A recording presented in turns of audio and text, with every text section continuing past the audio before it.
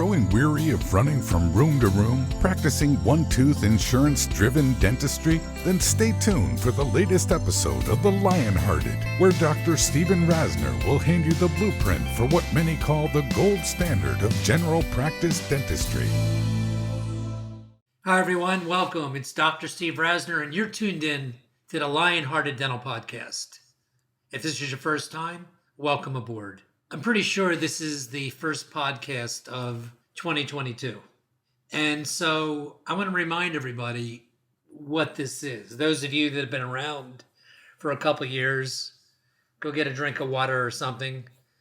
But it's important to me to remind myself, to be honest, what this is. And what this is a podcast that I want you to think of as having a beer or a sit down with somebody you trust, hopefully you like, that's in the same profession and has done it for 40 years, 41, and is a source of information to save you time and give you quality ideas to reduce the bumps in your life, increase the joy that the profession has to offer, and to kick you in the butt sometimes, because we all need that.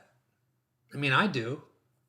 And that's what I tried to do. And I honestly keep going because of you, because of an email I'll get, like I did from you, Anthony, recently out in California, where the way you talk and the way you write tells me that you get it and you're listening. And you may not know this right now, all of you, but those of you that follow the cornerstones, these principles that I put out there, you're on the right track, man. There are great rewards awaiting you. And they come in all forms. I mean, being confident, because I hopefully pushed you towards CE, maybe more than you would have done. Lessening the bumps that all of us face, including me, every day from being in this profession. Because it's what we chose. There's bumps all the time. And even tonight, I'm going to give you systems to hopefully reduce some of those bumps, to be respected by your patients, by your staff, by your community. They're all rewards. And of course, I haven't even mentioned the financial compensation that you so rightfully deserve if you do this the way I advocate. Are there other ways to conduct your practice and be successful? Of course. But you're tuned into me right now. So I'll tell you what I'm not. I'm not here to teach you how to do dentistry fast or to maximize the number of offices you have or how many patients you can see each day or how to reduce your hygiene times so you can be more lucrative in your hygiene department. If you listen to me for more than a couple of these, I think you'll agree that I'm authentic. And what I share with you in the course of a year is good and bad. So welcome aboard. Thank you for tuning in. And this is what I have in store for tonight. You know, like when we get past the holidays, Christmas and Hanukkah, and we have that week, right, between those holidays and New Year's. What's social media talk about?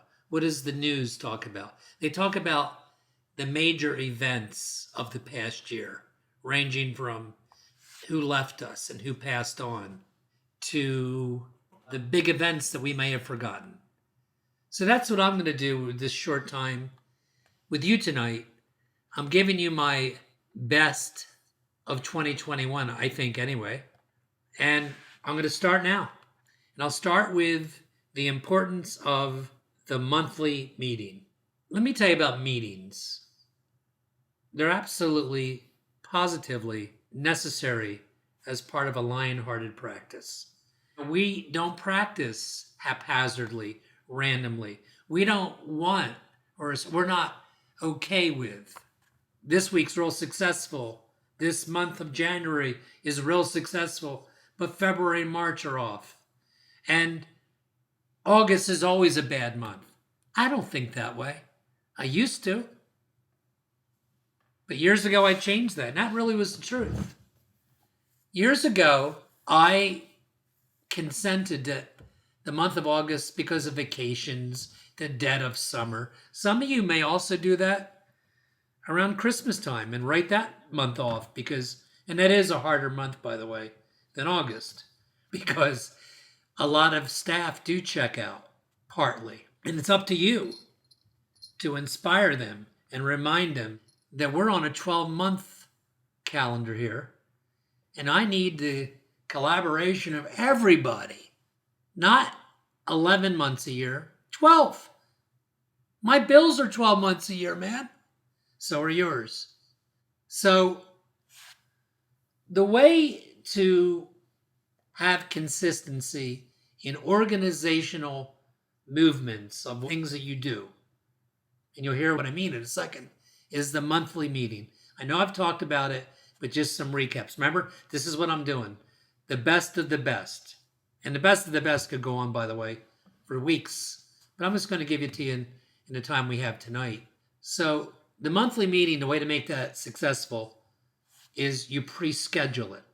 You literally have a hard copy piece of paper in your break room where everybody can see it. And it has the dates of your meetings, your monthly meetings. Why do you do that? So no one can really say, I didn't know about it. Yet, not only do you have to organize, doctor and the office manager, a monthly meeting, you have to remind everybody that there's a monthly meeting because that's how important they are.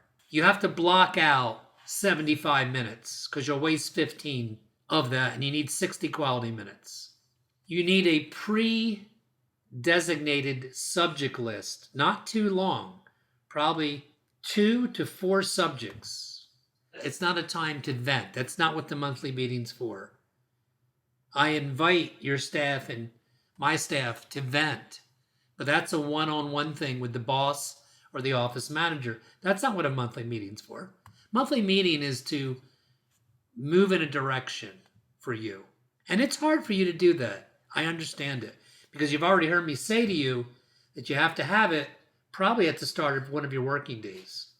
So I'm actually instructing you or imploring you not to schedule patients for 75 minutes once a month. That stinks, I know. You want to be successful? Where are your guts at? How about trying it? Trying it for 3 months and see if what I'm telling you is true. Is it worth it? Why would I sit here late at night, by the way, and try to convince you to do something if I wasn't positive it would benefit you? You're never going to be as successful, ever, as you could have been if you don't plan for your success. You know, in those meetings, what we accomplished was dropping debilitating, toxic third-party insurance companies. You've heard me talk about how to do that before. We thought of ways sometimes to just improve morale. We launched ways to increase our Facebook following, or maybe some of you are beyond that on Instagram. But that doesn't happen by accident, and it doesn't happen with a quick 60-second speech on your way into work on Monday morning because that's what you thought of over the weekend. That doesn't get anything done. And when you're in those meetings and you're talking and doing it the way I'm telling you, remember, there's a list. You run it like a business. And item number 1 is maybe it's announcing that the next meeting that is totally dedicated to a full exam of third-party insurance. Maybe it's about raising your fees. That should be a thought-out, scientific, empirical approach by having all the major services and the fees listed, real evidence of when you last raised your fees. I used to raise my fees up to 20% about every 3 to 4 years. And full disclosure, when you do that for quite a while and you've earned it, you have to earn the right to raise your fees. If you're a mediocre office, which I don't think too many mediocre offices tune into this podcast based on the hundreds of you I've met over the years. By the way, whoever's downloaded me in UK, you have set a record for any country outside of the United States and Canada. So thank you. So you have to earn that right. And how do you earn that right? Well, staying on time is a tremendous, easy, palpable change in your practice. We've talked about it before. It's so cool when everybody's on board and understands that you feel it's important that we're on time. That revolves around constant communication with the front desk team and the clinical team in the back. I don't even have a intercom system or anything like that in my office over 40 years. I have people, and I've delegated their roles in making sure that we stay on time. So there's a myriad of things to get done. So I'm going to move on. Let's talk about, this is another one of the best of best. Do you know what the weakest link is to how profitable you are? Anybody want to take a guess? What is it in your practice that kills your profitability? And the answer is redos. That's right. Unnecessary free work. So I'm going to give you a little help tonight on how to reduce that. Let me first say that I think it's a wonderful thing for a dental practice to be benevolent. And we provide free services of some sort every single day in my practice. That's not an exaggeration. So maybe a crown needed a core. This happened yesterday on a 95-year-old patient. I really didn't want her to need a crown, but she needed a crown. By the way, she hadn't been to me in 12 years, and she drove to the practice. I'm telling you, it was impressive. I don't mean she was 95 and she drove, and I'm thinking, why are you driving? I don't mean that at all. She was so mentally acute, spoke better than I do, which I don't know how much that is, dressed to the tens. It was amazing. Anyway, doing a core, doing an extra filling that I didn't realize I needed. Maybe I was getting ready to impress a crown, and I noticed that the adjacent tooth had an old, flat, inappropriate contact. Things like that. Adding a tooth to a partial, adding a tooth to a denture, re-cementing a crown that wasn't mine, that wasn't perfect underneath, but it was okay. The reward for benevolence, as they say in life, is priceless. It really is. Okay. But the weakest link is when you do free work because you're trapped into it. So let me tell you how we dealt with this over the years. We called it the fell out of treatment protocol. Remember, I talk about protocols all the time, that I wrote a book 12, 14 years ago called The Protocol Book. And in that book was the fell out of treatment protocol. And the reason I included that was for the very reason I'm telling you now. I would have a patient fall out of certain types of treatment. I'll tell you what they are. Number one, they fall out of scaling and root planing. Now, by the way, this does not happen very often at all in my practice because you've heard me tell you that if you get paid up front for your services, patients tend to keep their appointments. It's just true. I'm sorry. It's got nothing to do with putting money in your bank account early. It's about patients making a commitment to complete the work that you presented to them instead of falling out of treatment for these three reasons. So one is a patient that you did scaling and root planing on that just never came back. And then they come back a year later and they need to start all over again and they're mad. A patient that started root canal. None of these patients I'm giving you examples of paid you up front. A patient that started root canal but never finished. You did a pulpotomy, maybe a partial pulpectomy, and they just didn't return. You forgot they were even in treatment until they called 18 months later with pain and worse, actually, recurrent decay, and now maybe you can't even restore the tooth And they paid you whatever they paid you. $200 down, a third of the root canal. They didn't pay the whole thing or it wouldn't have happened. And now what do? So you always lose in that situation. And the third one is the proverbial classic, you prepped a tooth, took an impression, made a nice temporary on that upper first right premolar, and then you completely forgot you ever did that. And 3 years later, they come back in and the temporary crown is off. And guess what? It's magic. Your Explorer can go right through the prep as if it was invisible. But it's not invisible, it's mushy. And when you get done removing the decay, the only thing that's left is the root and the bone.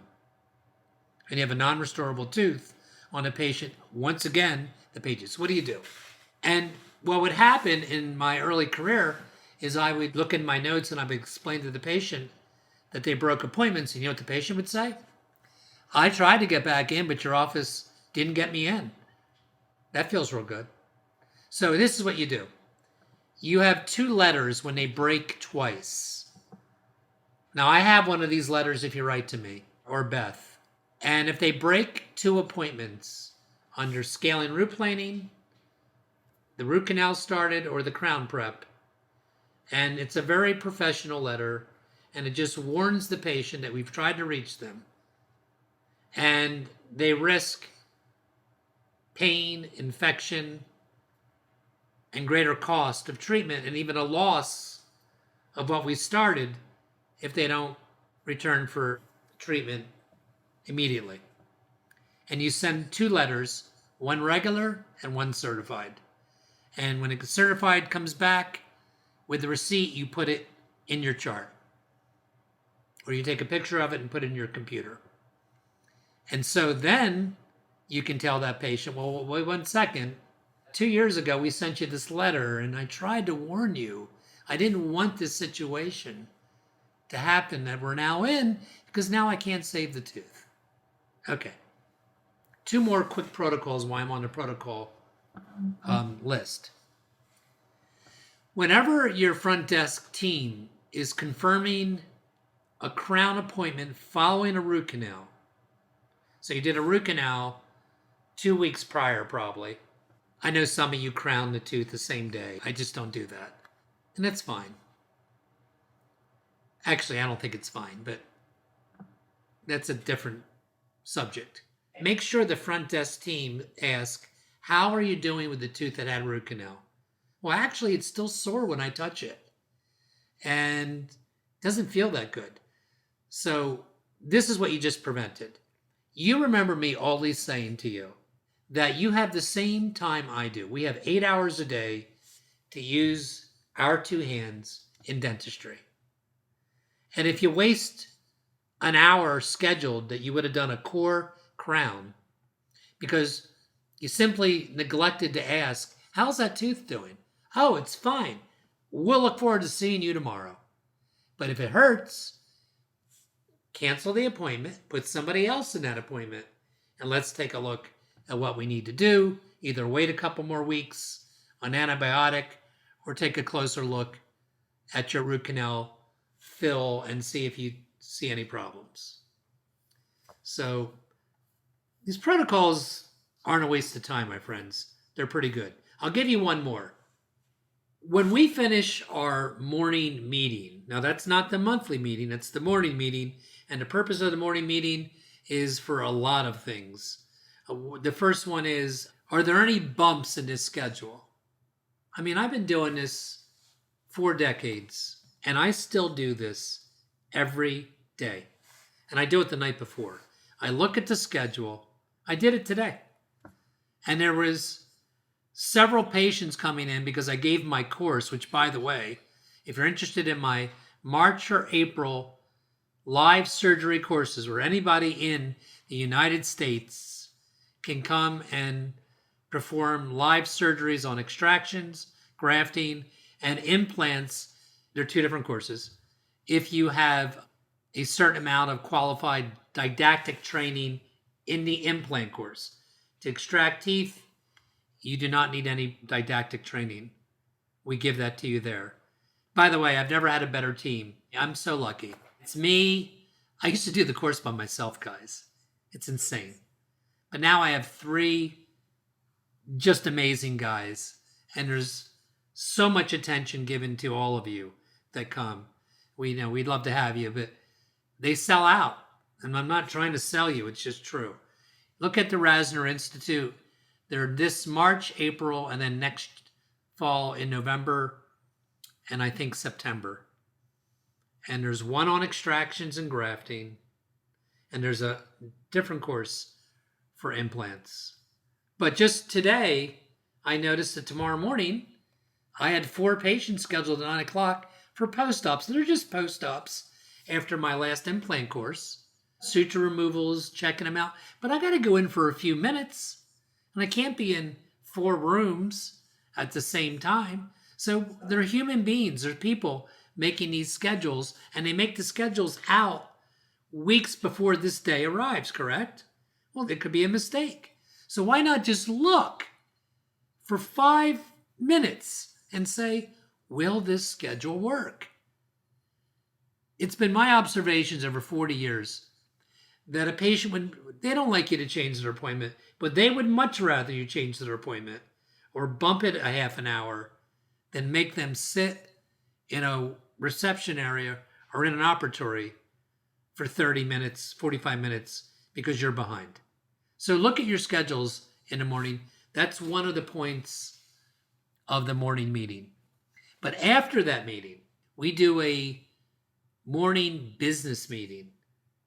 And in the business meeting, it's the job of the front desk team to look and know. And by the way, it's the job of the insurance person, which I realize might be the same person in your office if it's smaller.